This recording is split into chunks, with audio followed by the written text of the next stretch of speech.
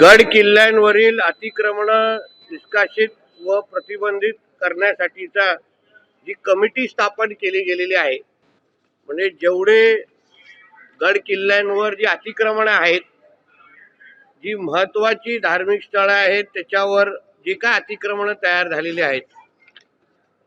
ते हटवण्यासाठी, निष्कासित व प्रतिबंधित करण्यासाठी जी कमिटी आहे, ज्याच्यामध्ये जी सांस्कृतिक मंत्रींच्या अध्यक्षतेखाली तयार झालेली आहे, त्याचे सह अध्यक्ष महसूल मंत्री आहेत, सदस्य ग्रामविकास मंत्री आहेत, दुसरे सदस्य पर्यटन मंत्री आहेत, मग सार्वजनिक बांधकाम मंत्री आहेत, वने मंत्री आहेत आणि बंदरे मंत्री आहेत. म्हणजे मी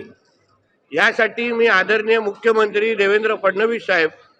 आणि आमचे दोन्ही उपमुख्यमंत्र्यांचा मनापासून आभार मानेन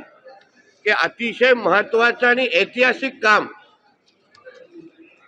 करण्याची जबाबदारी ज्या कमिटीला दिलेली आहे, त्या कमिटीमध्ये त्यांनी मलाही सदस्य म्हणून घेतलेलं आहे. यामुळे गड किल्ल्यांवर आणि महत्त्वाच्या जे काही स्थळं आहेत त्याच्यावर जी अतिक्रमणं होतात, जी हिरवी चादरं टाकले जातात, जे थडगे बांधले जातात, जे अनधिकृत आहेत, ते काढण्याची जबाबदारी जे कमिटीमध्ये आहे त्याचा सदस्य मला बनवला असल्यामुळे खऱ्या अर्थाने हे असंख्य हिंदुत्ववादी विचाराचे कार्यकर्ते जे वर्षानुवर्ष